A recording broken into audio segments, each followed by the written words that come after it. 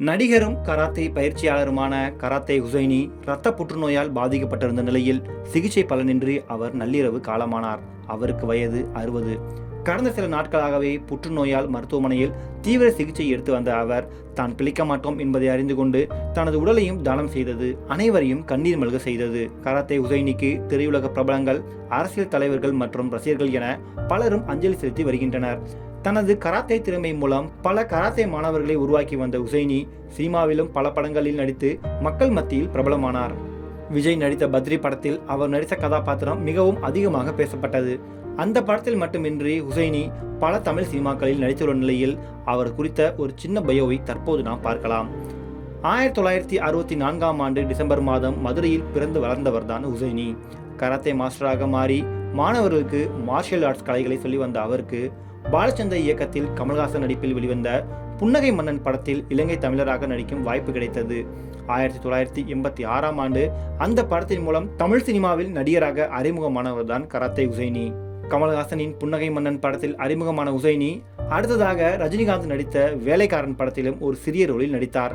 அந்த படத்தை தொடர்ந்து ரஜினிகாந்த் நடித்த ஆங்கில திரைப்படமான பிளட்ஸ்டோன் படத்திலும் அவர் நடித்துள்ளார். அதன் பின்னர் ராம்கியின் பறவைகள் பலவிதம், கார்த்திக் நடித்த உன்னை சொல்லி குற்றமில்லை, சரத்குமாரின் வேடன் உள்ளிட்ட படங்களிலும் இவர் நடித்துள்ளார்.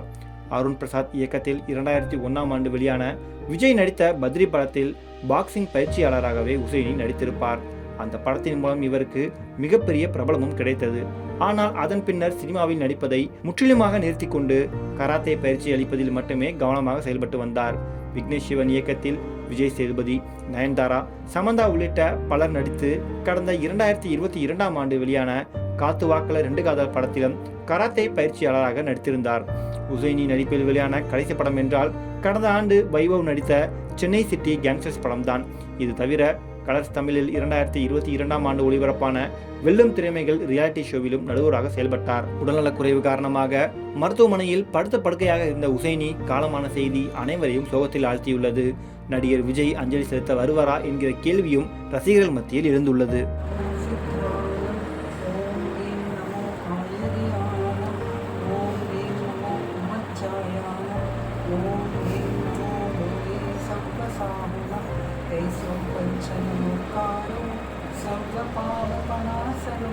मंगलानं च सर्वेसिं परमं मुरैमङ्गलं परमं